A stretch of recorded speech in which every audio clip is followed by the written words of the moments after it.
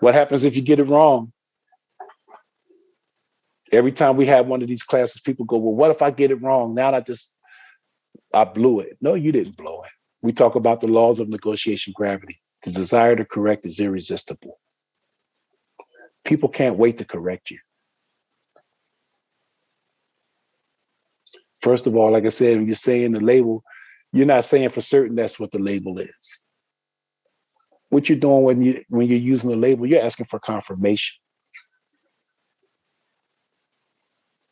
The good thing about what happens is if you get it wrong, like we said, the desire to correct is irresistible, and they're going to correct you with the truth. People are going to love to point out that you got something wrong. And they're probably going to give you more information or tell you things that they didn't mean to tell you because of it. We call that a mislabel. So it can be done on purpose to get more candid, honest response. Sometimes people go, oh yeah, that's like a lie detector test, right? One thing we want to caution you about mislabeling is if you do it too many times in a conversation, people start to think you're not paying attention and they're going to get upset. They're going to get angry. If you genuinely mislabel, you got it wrong, and you're going to say it like that, it's going to come across, and they're going to want to help you. They're going to want to correct you. But if they see that you're constantly doing it, they're starting to realize, you know what, this person's not paying attention to me. They're wasting my day. They're wasting my time. And how would you mislabel? If you see someone's frustrated, it doesn't seem like you're frustrated, when clearly you can see that they are, and they're going to correct you. Hell yeah, I'm frustrated. I'm pissed. I don't know why you would even say that I'm not frustrated. I'm so upset right now that I'm beside myself. And then they'll tell you why. I've been stuck in this negotiation and my boss want me to get this done. And how long has it taken? We've been doing this for a month. Labeling is the best way to find out the unknown unknowns. What does that mean? When y'all go into a negotiation, what happens? You go in there, you don't put all your cards on the table, you keep things close to the vest. So is your counterpart. They're going to keep things close to the vest that they think you need to know, or some things that they don't even know that's guarded, and other things that may be blind. They don't even know that it's something that would help you along the negotiation. So labeling is the best way to get that information out of them.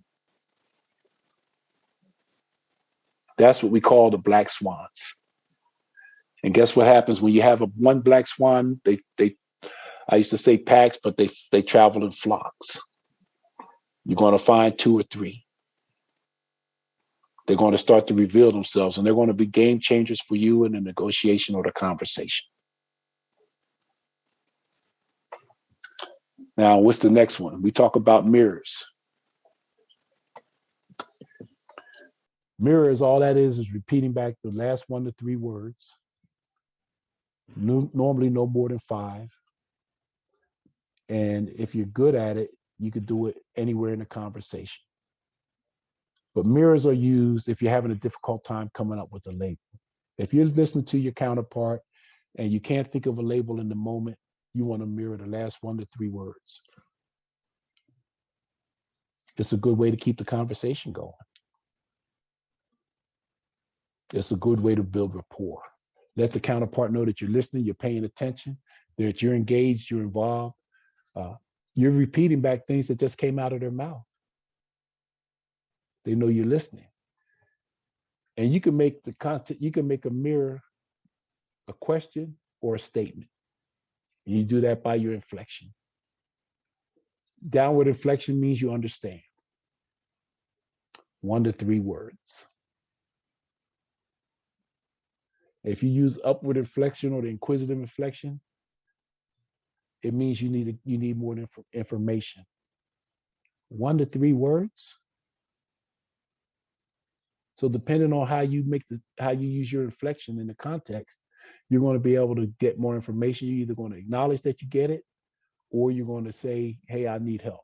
I'm not understanding what you're saying. The good thing about using mirrors is if you go through the conversation and there's somewhere that you really kind of want to direct them, you can go back to one of the sentences that they've used previously in that conversation, and you can hit 1 to 3 words anywhere in that conversation, and it's not going to throw them off because they've already, this is their conversation, they're listening, they're hearing things that they've already started talking about. So you're not throwing them off base, you're just guiding them down the path that you want them to go.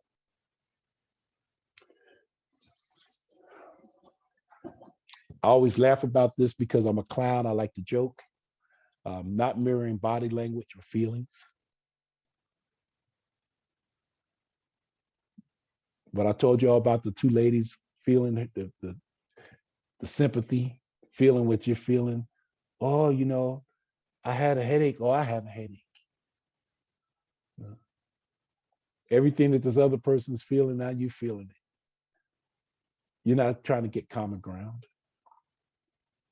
And it's definitely not labeling or mirroring the body language. So I'm talking to Alan.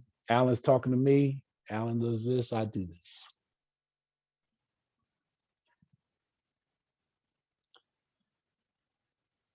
Alan scratches his head, I scratch my head. I used to see people do that and I start playing games with them. I would forget about negotiating. It would become a game almost like Simon Says. I would reach across, touch my ear, touch my nose different times, and see how many times the other person was doing it.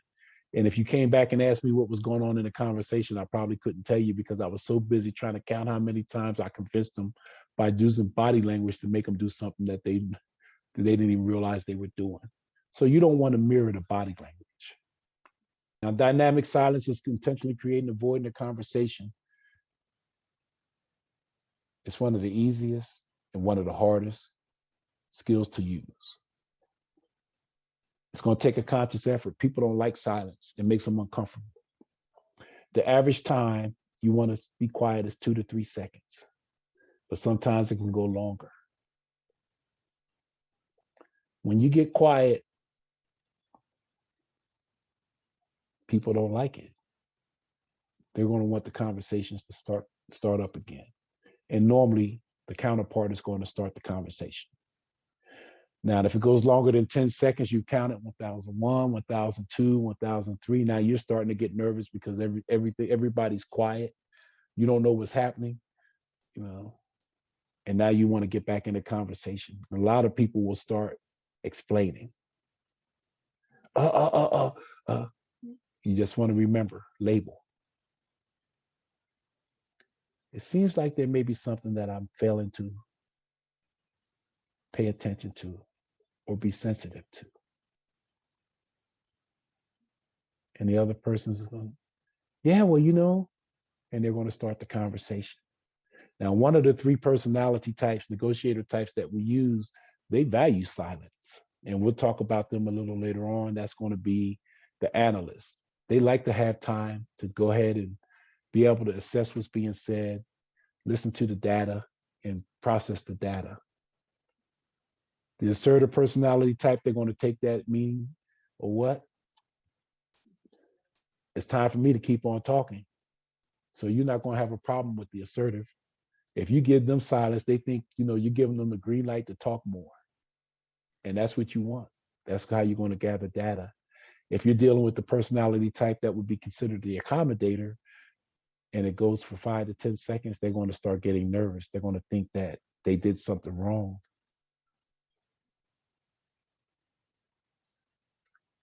Because they want to be friends.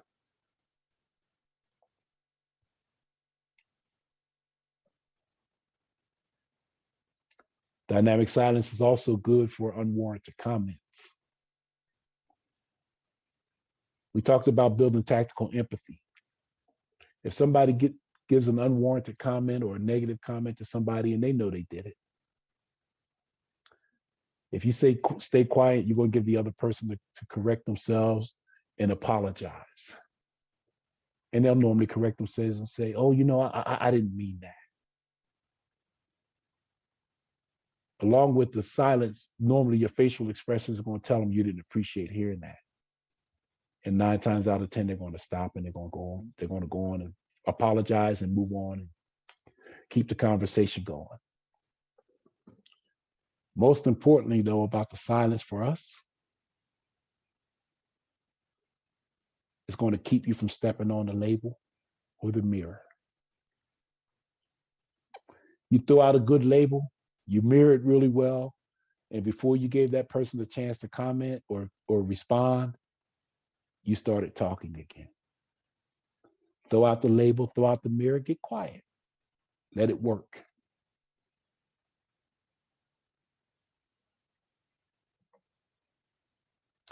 That's what we call the quick 2+1, labels and mirrors and dynamic silence. Now, this is the preferred skill of all 3 negotiator types. If you start asking questions, one of the negotiator types, they don't like that. If you ask direct questions, they don't want to hear that. They prefer labels and mirrors. The analysts don't like to be asked a lot of questions. It's going to cause them to stop talking. So you want to execute the skills and then be quiet. Shut your mouth. And we have somebody on the call today that has gone through more training than anybody I know. And he's put his team through a lot of training. And his team came up with an acronym called WAIT. When they find themselves doing more talking than the counterpart, they say WAIT. Why am I talking? Let the other side have most of the conversation. 75 to 80%, remember?